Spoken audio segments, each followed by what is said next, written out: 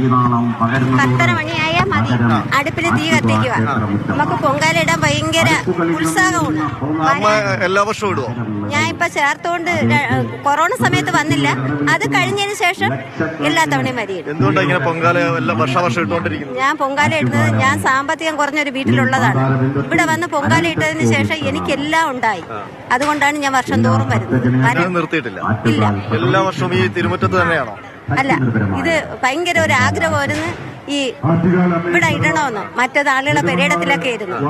അങ്ങനെ വന്നപ്പോൾ തന്നെ പൊന്നമ്മച്ചിയുടെ ഫ്രണ്ടിൽ കിട്ടി. ഭയങ്കര സന്തോഷം. ഇങ്ങനെ കിട്ടുമെന്ന് ഇപ്രാവശ്യം പ്രതീക്ഷിച്ചിരുന്നോ? കഴിഞ്ഞ ഇവിടെ അമ്പലത്തില് പറഞ്ഞിരുന്നു പറമ്പിൽ നമുക്ക് പൊങ്കാല ഇടാൻ കിട്ടണേന്ന്. അതേപോലെ കിട്ടി. എല്ലാ പ്രാർത്ഥനകളും സഫലീകരിക്കും. ഇങ്ങനെ ഓരോ അനുഭവങ്ങൾ ഓരോരുത്തർക്കും. അമ്മയുടെ അനുഭവം എന്താ? ആറ്റുകാലമ്മയുമായി ബന്ധപ്പെട്ട അനുഭവം എന്താ?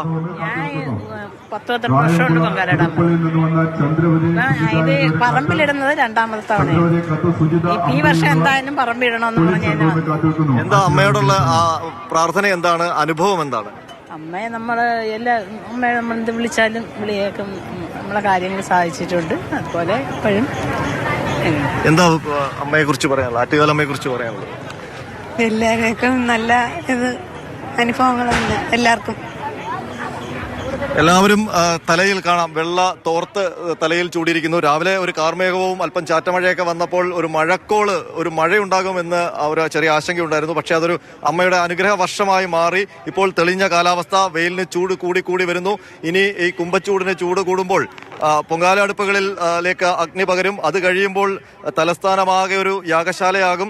ആ യാഗശാല കൂടി ആകുന്നതോടെ ചൂടിന്റെ ഏറ്റം കൂടും.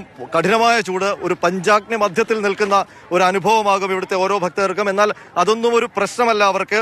ഈ പൊങ്കാല സമർപ്പണം അമ്മയ്ക്ക് ഇന്ന് ഉച്ചയ്ക്ക് 2:30 തങ്ങൾ തയ്യാറാക്കുന്ന നിവേദ്യം അർപ്പിച്ച ശേഷം മടങ്ങുന്നതുവരെ അമ്മയെ ഓർത്ത് ഇങ്ങനെ നിൽക്കും. എന്താണ് അമ്മയെ കുറിച്ച് പറയാനുള്ളത്?